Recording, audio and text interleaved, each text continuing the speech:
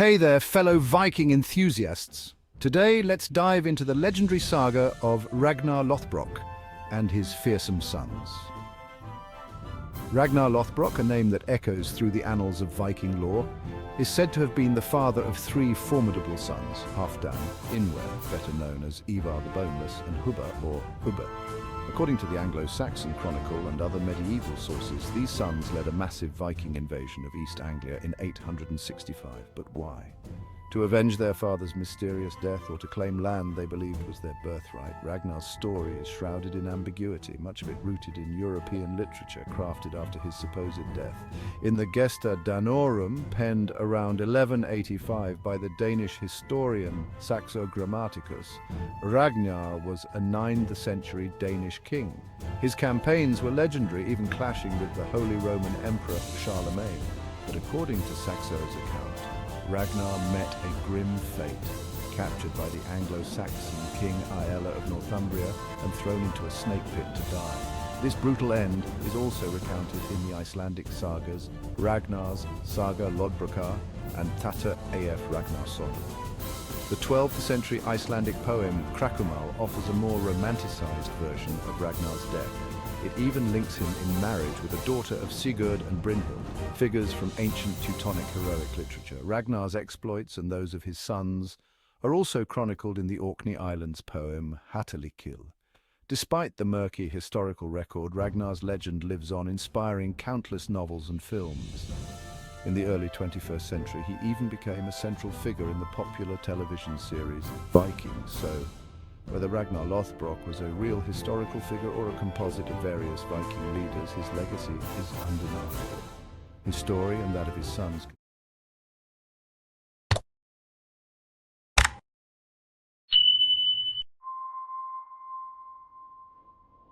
The distant past holds a certain allure. It beckons us with its mysteries and untold stories, drawing us into a world that is both familiar and foreign. The echoes of ancient voices resonate through time, inviting us to listen and learn. It whispers to us through the ages. These whispers are not always clear. They come to us in fragments, like pieces of a grand puzzle waiting to be assembled. Each fragment holds a piece of the story, a glimpse into the lives and beliefs of those who came before us. These whispers come to us in fragments. They are the remnants of a time long past, preserved in the artifacts and manuscripts that have survived the ravages of time. Each fragment is a testament to the resilience of human memory and the enduring power of storytelling. They arrive as myths and legends. These stories were passed down through generations, told and retold around fires and in the halls of great kings. They are the threads that weave together the fabric of a culture, connecting the past to the present. One such whisper echoes from the mists of time in Denmark. It is a story that has been preserved in the annals of history, a tale of valor and adventure that has captivated the imaginations of countless generations. It is the Gesta Danorum. This ancient manuscript is a treasure trove of stories, a window into the world of the Vikings and their legendary deeds. This is Latin for deeds of the Danes. The Gesta Danorum is a monumental work of literature, a chronicle of the history and mythology of the Danish people. The Gesta Danorum is a monumental work of literature. It is a comprehensive account of the Danish people, their kings, heroes and gods. It is a testament to the rich cultural heritage of Denmark and the enduring legacy of the Vikings. It tells the story of the Danes. From their earliest beginnings to their greatest triumphs, the Gesta Danorum captures the essence of the Danish spirit and the indomitable will of its people. It is a chronicle of their kings, heroes, and gods. The Gesta Danorum is filled with tales of bravery and heroism, of battles fought and won, and of the gods who guided and protected the Danish people. The Gesta Danorum is our window into a world of valor and adventure. It is a glimpse into a time when the world was still young and the boundaries between myth and reality were blurred. The Gesta Danorum was written in the late 12th century. It is a product of its time, reflecting the values and beliefs of the medieval world. Its author was a Danish scholar named Saxo Grammaticus. Saxo was a man of great learning and insight, a master storyteller who dedicated his life to preserving the history and legends of his people. His name means Saxo, the literate. Saxo was a man of letters, a scholar who understood the power of words and the importance of preserving the past for future generations. We do not know much about Saxo's life. His personal history is shrouded in mystery, but his work speaks volumes about his dedication and passion for his craft. However, we do know he was a churchman. Saxo was likely associated with the powerful Lund Cathedral, a center of learning and culture in medieval Denmark. He was likely associated with the powerful Lund Cathedral. This connection would have given him access to a wealth of knowledge and resources, enabling him to undertake the monumental task of writing the Gesta Danorum. Saxo was a master storyteller. He had a gift for weaving together history, myth, and legend, creating a narrative that is both captivating and informative. He skillfully wove together history, myth, and legend. His work is a testament to the rich oral traditions of the Vikings, preserving their stories for future generations. He created a compelling narrative. The Gesta Danorum is more than just a historical record. It is a work of art, a masterpiece of storytelling that brings the past to life. His work is a testament to the rich oral traditions of the Vikings. It is a reminder of the power of storytelling and the enduring legacy of the past. Through the Gesta Danorum, the echoes of ancient voices continue to resonate, inviting us to listen and learn from the wisdom of the ages. Saxo Grammaticus lived in a time of great change. Born in the 12th century, he witnessed the transformation of his homeland, Denmark, from a land steeped in pagan traditions to one embracing the new Christian faith. This period was marked by significant cultural and religious shifts, and Saxo found himself at the crossroads of these monumental changes. Denmark was transitioning from a pagan society to a Christian one. The old Norse gods, once revered and worshipped, were being replaced by the Christian God. Churches were being built, and the Christian clergy were gaining influence, guiding the people towards new beliefs and practices. The old ways were fading. The once vibrant Norse shrines were now abandoned, and the echoes of Viking chants were slowly being silenced. The rich tapestry of Norse mythology, filled with gods, giants, and epic tales, was at risk of being lost to time. The stories of the Norse gods were starting to be forgotten. These tales, which had been passed down through generations, were now gathering dust, overshadowed by the new Christian narratives. The statues of Odin, Thor, and Freya stood as silent witnesses to a bygone era. Saxo felt a sense of urgency. He realized that if these stories were not recorded, they would disappear forever. Driven by a deep sense of duty and passion, he took it upon himself to document the history and legends of his people. He wanted to preserve the history and traditions of his people. Saxo understood that these stories were more than just tales. They were the essence of his culture, the foundation of his people's identity. He understood the power of stories. Stories have the ability to transcend time, to connect the past with the present, and to keep the spirit of a culture alive.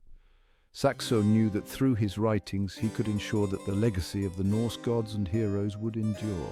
He knew that stories could keep the past alive.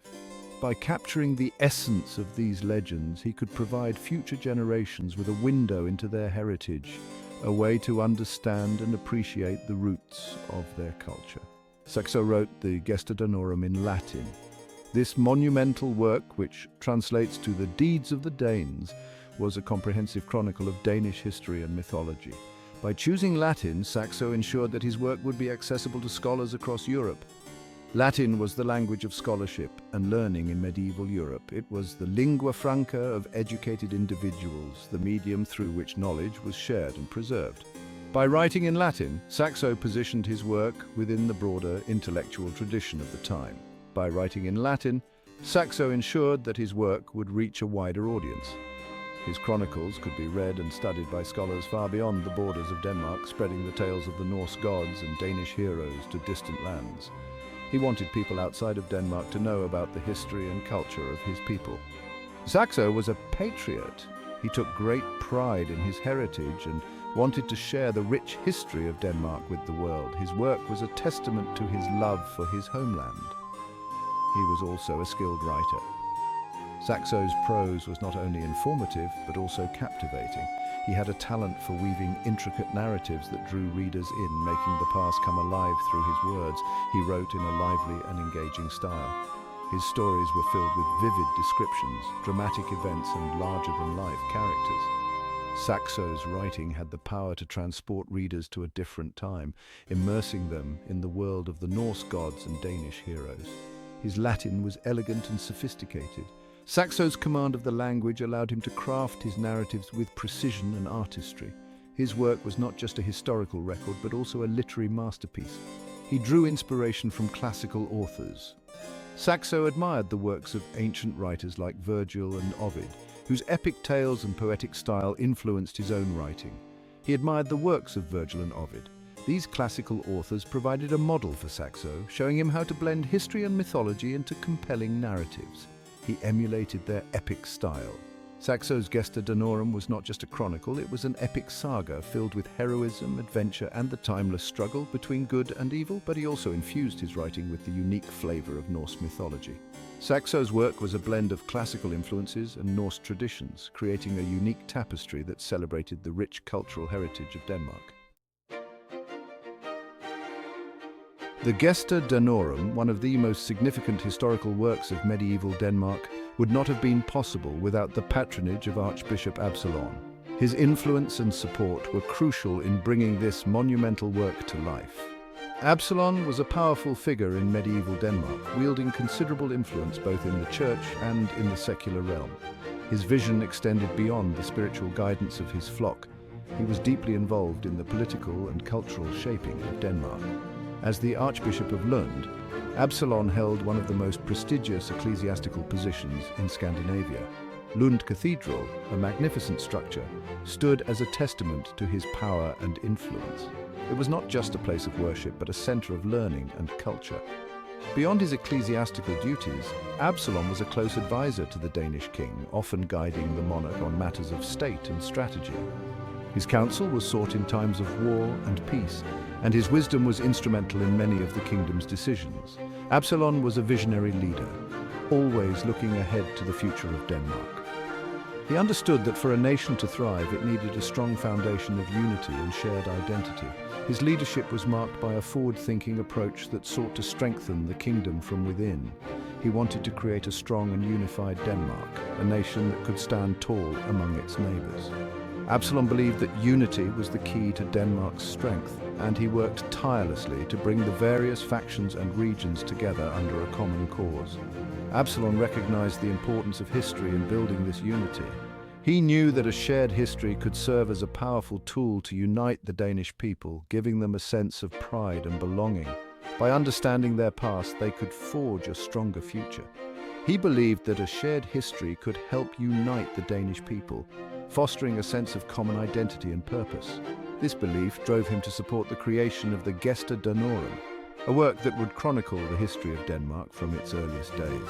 To bring this vision to life, he commissioned Saxo Grammaticus, a learned scholar and scribe, to write the Gesta Danorum.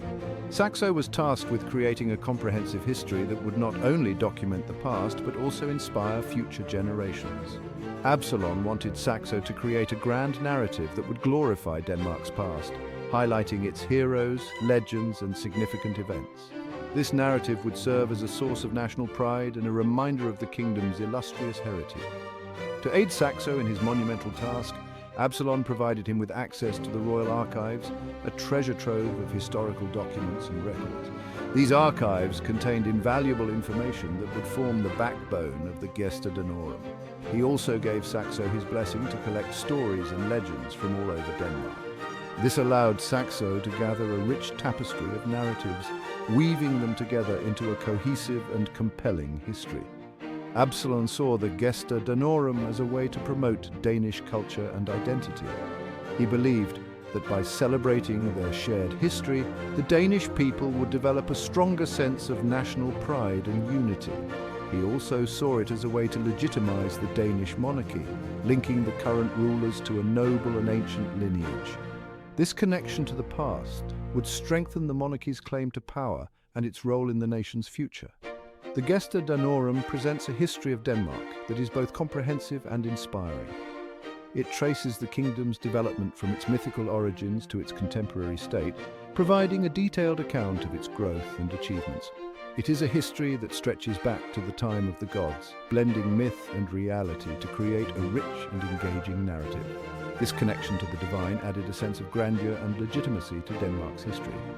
This gave the Danish monarchy a sense of antiquity and legitimacy, reinforcing its authority and its role as the rightful rulers of the land. Through the Gesta Danorum, Absalon's vision of a unified and proud Denmark was brought to life, leaving a lasting legacy for future generations. Section 4, the royal lineage from myth to history. The Gesta Danorum is divided into 16 books. The first 9 books are filled with fantastical tales. They tell the story of the legendary kings of Denmark. These kings include Dan, the founder of Denmark, and Herdingus, who travelled to the underworld. We also encounter the mighty Frothel, who conquered many lands. These stories are full of magic, adventure, and larger-than-life characters. They are reminiscent of the Greek myths. The stories of the early Danish kings are not strictly historical. They are based on oral traditions. These traditions have been passed down through generations of storytellers. Saxo collected these stories. He wove them into his narrative. He used them to create a sense of wonder and excitement. He also used them to explore themes of fate, free will, and the nature of power. Section 5. Whispers of the Past, Ancient Lays and Sagas. Saxo Grammaticus was a master storyteller. He drew upon a rich tapestry of sources. He used ancient lays, sagas, and Icelandic accounts. He combined these elements to create his masterpiece. The lays were short lyrical poems. They celebrated the deeds of heroes. The sagas were long prose narratives. They told of family feuds, daring voyages, and epic battles. Icelandic accounts provided Saxo with additional material. They told of the Norse gods and heroes. Saxo skillfully wove these disparate sources together. He created a cohesive and compelling narrative. Saxo did not simply copy the sources he found. He adapted them. He embellished them. He made them his own. He was writing for a Christian audience. He carefully edited his sources. He removed or altered any material that was too offensive to Christian sensibilities. For example, he downplayed the role of the Norse gods. He emphasized the human drama of his stories.